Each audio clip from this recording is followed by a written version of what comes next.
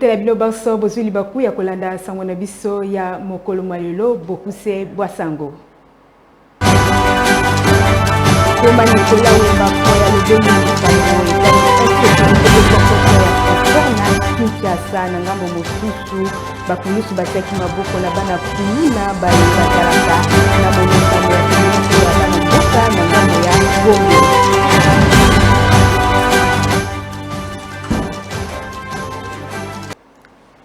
Mbote na bino tofungola sango na biso na koloba ete mbulamatari ekolo Congo démocratique na kolandisa mbaimboka kosomba vinette automobile onzela ya maloba ya ministre atali finance pe économie engumba mokondi Kinshasa mama Yvette Tembo Kulefuka na kombo ya tata mokambi engumba mokondi Kinshasa Daniel Bumba Lubaku bofuti pako mwa leta tata mama pe bandekonde eko tongo nzela balabala matongama na boye ba itukutuku pe bakumbi mutuka basomba ya bango vinette automobile.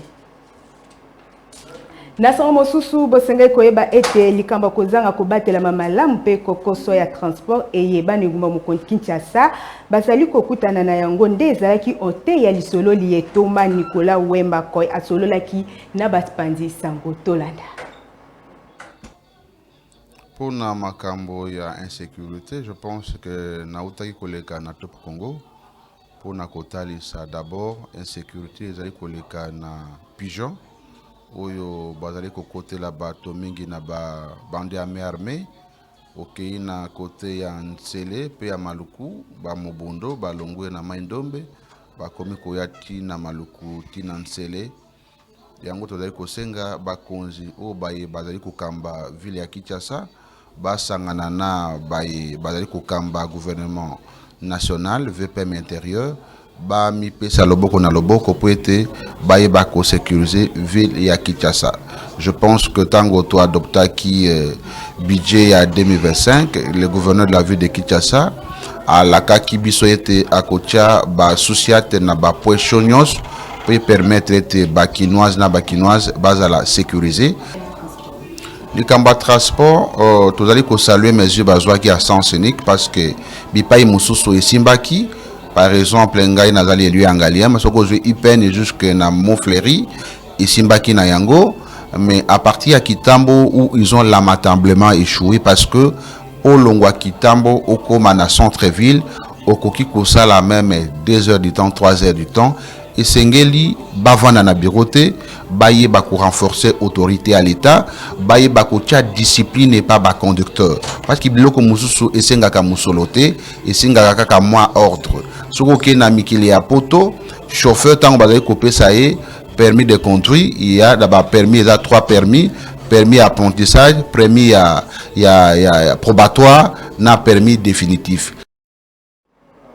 Nasango mosusu bosenge koyeba ete ndako ya makita ya institut pilote d'enseignement ya science ya santé et ezwami na commune ya Kasavu beyambaki mokolo moya mercredi ya le 19 février 2025 mululu ya kotalisa omiso ya bato bonso projet ya matérialisation ya revanche ya sol pe sous-sol facteur bénéfice économique pona ba agent pe ba fonctionnaire ya l'état molulu mosalemaki na bokamembe ya mwana mboka Jean Fidèle Boyo bolayi basongo na Pauline Boyo pe héritier Tubiland.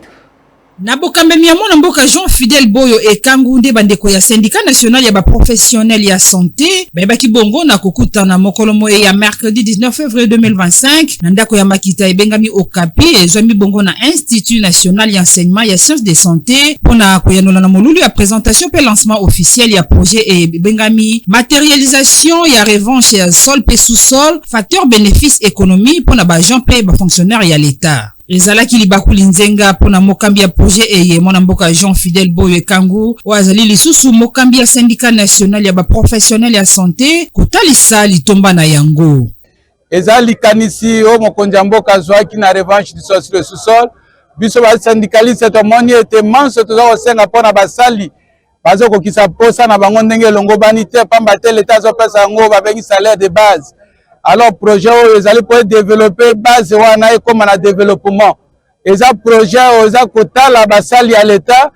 to ko annoncer to ko initier bango to ko accompagner bango pour ete bayeba na ko se faire développer soki abimi retraite azala na kokoso te mais na banso baza déjà retraité tokoaccompagne bango mpo ete baza kobika lobiko ya pasi ndenge toza komona na bongo projet oyo ekosunga bo baza na retraite bazala mpe babika malamu baoyo mpe baza na misala babongama mpo ete na lobiko na bango retraite ezala mpe malamu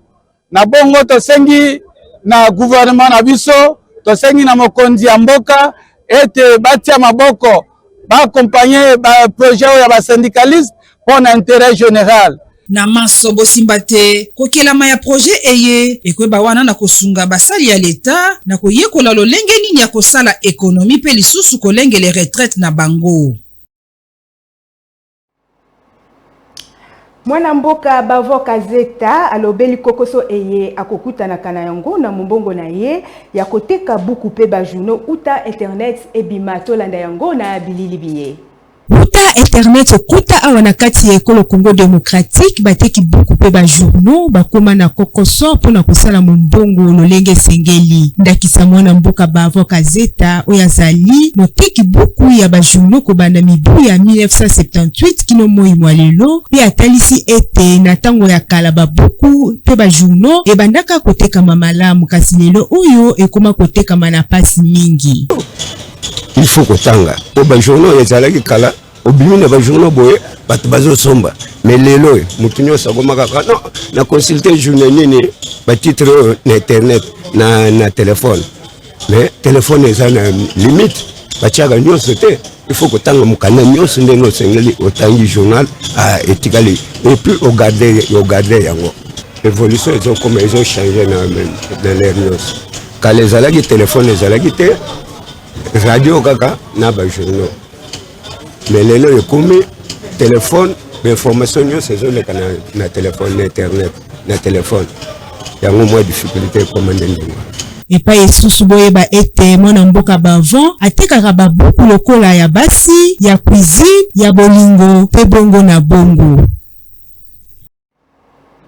Tosugisa sango na biso na koloba ete bapulusu batiaki maboko na bana ya kuluna baye bazali kotungisa bana mboka yenguma mokonzi Kinshasa epai wapi bazwaki bango na boulevard du 30 juin uta commune ya Gombe bolayi basango na Pauline Boyo.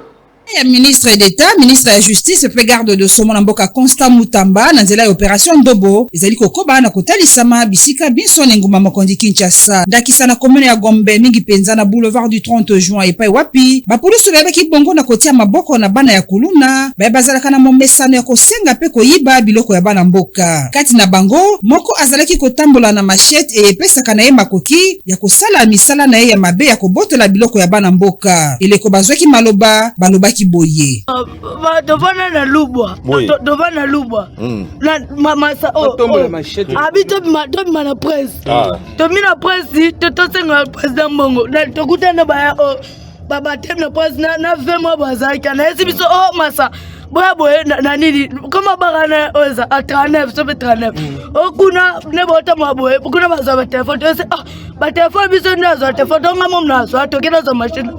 ngakumesa masa bamvuti matozonga papa nalo ba vérité licheto angati ba masana mibale tokutana baonde na prince biso yene mtu ayaki na machine na kati ya loboko po asalela ngo nini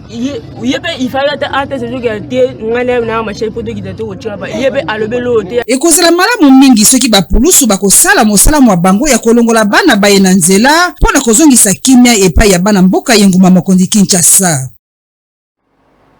Na songo to sukisi basongo na biso ya mokolo mwalelo sima kamera na sungamaki na Gisle Amisi na réalisation Fiston Atunga pe basanga lole kambemaki na Pauline Boyo elongo na bango totombeli no bolani malamu ya manaka ya Social Télévision botika la malamu.